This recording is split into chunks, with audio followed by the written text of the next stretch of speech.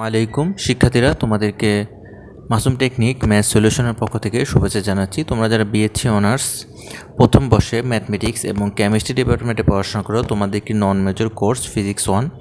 তো এই কোর্সটির chapter 1 vector বিশ্লেষণ থেকে আজকে তোমাদের আমার সাজেশনে 10 নম্বর ম্যাথটি সলভ করে দেব। এবং এই ম্যাথটি খুবই ইম্পর্ট্যান্ট একটি ম্যাথ।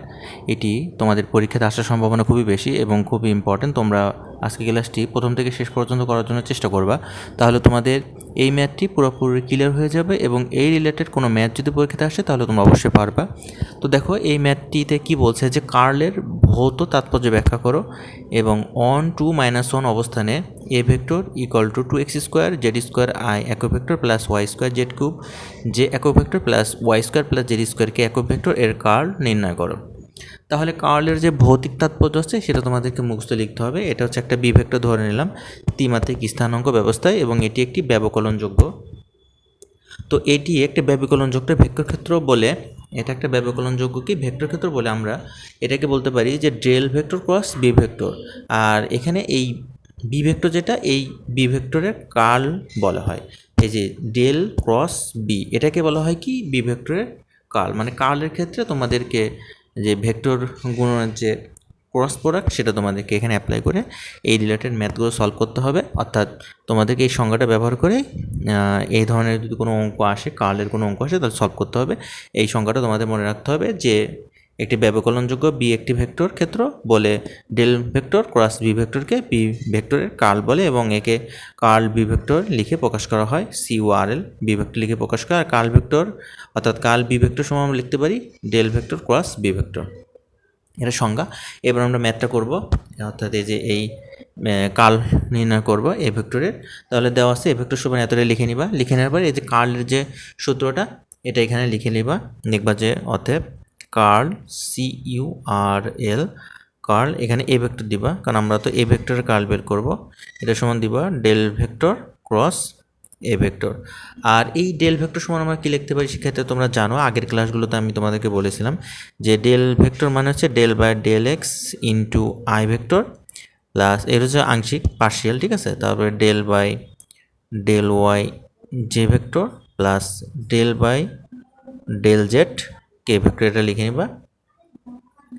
আর এখানে ক্রস, তারপরে এখানে এই যে এ ভেক্টরের মানটা এখানে বসাই দাও।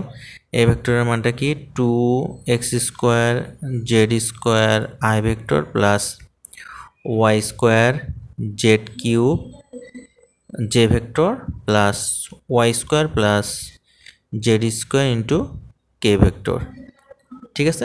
আর ক্রস গুণন করার নিয়ম তো তোমরা জানো, তোমরা ভেক্টরের ক্রস গুণন করার নিয়ম জানো। এটা আই জে কে এই যে এইভাবে করতে হয়, তোমাদেরকে দেখাই দিচ্ছি। আই জে আর কে, আয়ের যে সহগগুলো এই যে ডেলের যে আর কি আই জে কে সহগগুলো এখানে বসাই দাও। তাহলে আয়ের সহগ হচ্ছে del by del X, J সহগ হচ্ছে ডেল বাই ডেল ওয়াই, আর কে সহগ হচ্ছে ডেল বাই ডেল জেড। এবার এই যে ক্রস গুণন দিয়ে এই যে এখানে যে আই জে কে সহগগুলো আছে সেগুলো এখানে লিখে ফেলো। তাহলে আই ভেক্টরের সহগ হচ্ছে কত 2x square Z square, J ভেক্টরের সহগ কত ওয়াই স্কোয়ার জেড কিউব। আচ্ছা, এবার কে ভেক্টর সহগ কত ওয়াই স্কোয়ার প্লাস হচ্ছে জেড স্কোয়ার, ঠিক আছে। আশা করি তোমরা বুঝতে পেরেছ। এখানে ইকুয়াল টু দিবা কারণ এই লাইনের পর এই লাইন। আচ্ছা, এবার ক্রস গুণন করার নিয়ম তোমরা জানো, তারপরে আমি বলে দিচ্ছি। আই ভেক্টরটা নিবা, নেওয়ার পরে এই লাইনটা বাদ যাবে, তাই না। এটা বাদ যাবে, কী হবে এটার সাথে এটা গুণ করবা, এটার সাথে এটা গুণ করবা।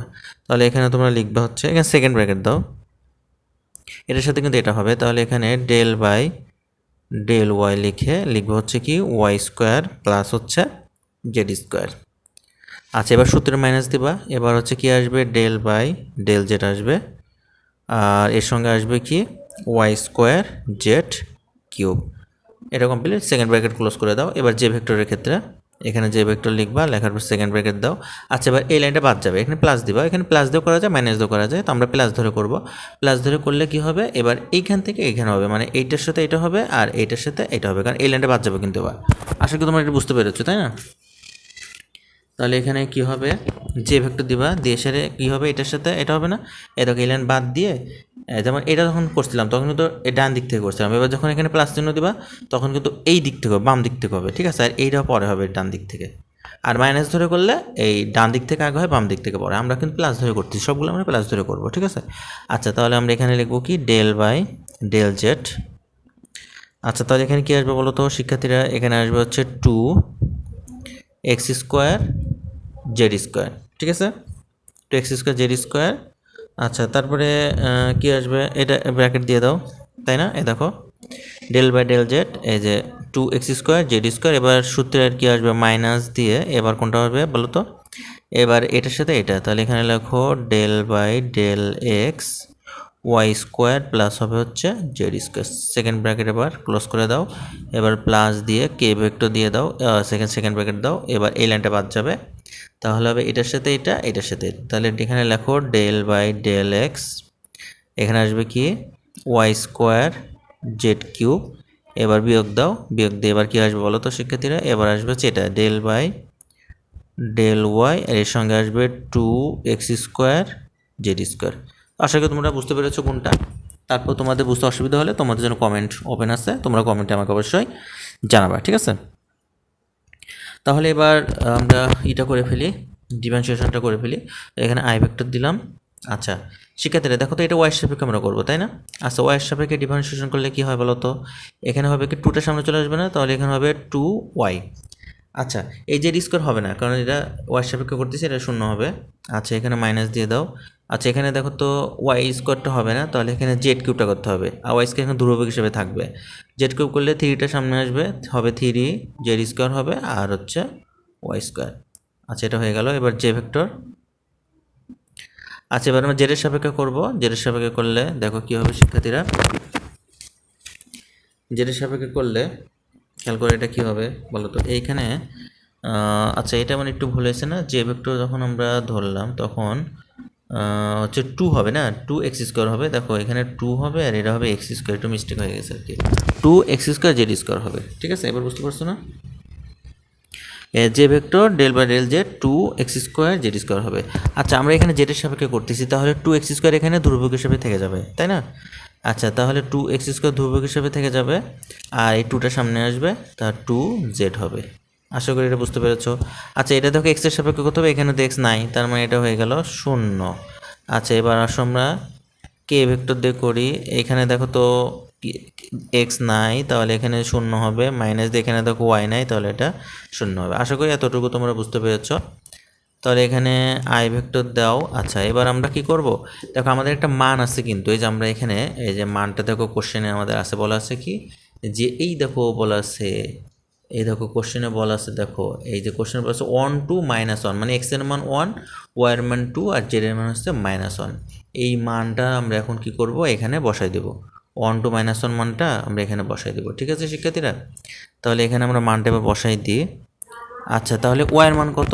ওয়াই এর মান হচ্ছে আমাদের ওয়াই এর মান হচ্ছে 1 to -1, তাহলে ওয়াই এর মান হচ্ছে 2, মাঝখানে 2 আছে না, তাহলে এখানে হবে 2 × 2 বিয়োগ 3। আচ্ছা, জেড এর মান হচ্ছে -1, তাহলে এখানে হবে -1 হোল স্কোয়ার, আর ওয়াই এর মান হচ্ছে 2, তাহলে 2 এর উপরে স্কোয়ার। আচ্ছা, প্লাস এবার জে ভেক্টর, কে ভেক্টরের মান তো হবে না, 0 এটা। আচ্ছা, এখানে তাহলে দেখো তো শিক্ষার্থীরা কত বসাবো? 2 তো আচ্ছা 2 to 4 হয়ে গেল, তাই না? আর এক্স এর মান হবে কত? 1। আচ্ছা, 1 2 -1, তাহলে এক্স এর মান 1, 1 এর উপরে স্কোয়ার দিলে 1ই হয়। আচ্ছা, জেড এর উপর, জেড আসছে মাইনাস, আচ্ছা এটা আসছে মাইনাস, তাই না? তাহলে এখানে সেকেন্ড ব্র্যাকেট দিক, যেহেতু এটা -1, তো এখানে -1 লিখতে হবে। আচ্ছা, জেড এর মান হচ্ছে -1। তাহলে দেখো 2 4 লিখলাম, এক্স এর মান 1 স্কোয়ার, এই যে 1 স্কোয়ার, আর জেড এর মান হচ্ছে -1। আশা করি এতটুকু তোমরা বুঝতে পেরেছো। আচ্ছা, তাহলে এখন দেখো আই ভেক্টরটা থাকলো, এখানে কত হলো শিক্ষার্থীরা? 4 হলো না? 4। আর দেখো -1 এর উপর স্কোয়ার দিলে +1 হয়, 2 এর উপর স্কোয়ার দিলে 4 হয়, তাহলে 4 × 3 কত হচ্ছে? -12। এখানে হবে -12। আচ্ছা, এখানে 4 1 এর উপর স্কোয়ার দিলে 1ই হয়, মাইনাস, তাহলে এখানে মাইনাস হবে না, এখানে -4j হবে, -4j ভেক্টর হবে। তাহলে এখানে দেখো কত হচ্ছে? -8। এই যে 4 এর থেকে -12 বাদ দাও, -8, -8i মাইনাস হচ্ছে 4j। এটাই হচ্ছে বের করতে বলছে, ঠিক আছে? কার্ল বের করতে বলছে, এই ভেক্টরের কার্ল। তাহলে এই ভেক্টরের কার্ল হচ্ছে এটা। আশা করি তুমি বুঝতে পেরেছো। তারপরে যদি তোমাদের কোথাও বুঝতে অসুবিধা হয়, তোমরা অবশ্যই আমাকে কমেন্টে জানাবা। তো শিক্ষার্থীরা, তোমাদের আমি এই ফিজিক্স 1 কোর্সটি চালু করেছি, আমার ভিডিও রেকর্ড ক্লাস এবং পিডিএফ পাওয়া যাচ্ছে খুবই স্বল্প মূল্যে। তোমরা যারা 24 সালে পরীক্ষা দিবা অর্থাৎ 23 সালে পরীক্ষার্থী, তোমাদের এই শেষ মুহূর্তে সাজেশন তৈরি করেছি। সেই সাজেশনের আমি সলিউশন, ভিডিও রেকর্ড ক্লাস এবং পিডিএফ সহ আর কি বের করেছি। তো সেক্ষেত্রে তোমরা নিতে চাইলে আমার ভিডিও ডিসক্রিপশন বক্সে হোয়াটসঅ্যাপ নাম্বার দেওয়া থাকবে, তোমরা যোগাযোগ করে এই কোর্সটিতে ভর্তি হয়ে যাও। তাহলে তোমাদের ইনশাল্লাহ আশানুরূপ ফলাফল হবে। কোর্স ফি খুবই সীমিত, মাত্র 410 টাকা দিয়ে তুমি ভিডিও রেকর্ড ক্লাস এবং পিডিএফটি পেয়ে যাচ্ছ। তো শিক্ষার্থীরা তোমার ভালো থেকো, সুস্থ থাকো। সেখানে শেষ করছি। আল্লাহ হাফেজ। আসসালামু আলাইকুম ওরহমতুল্লাহ।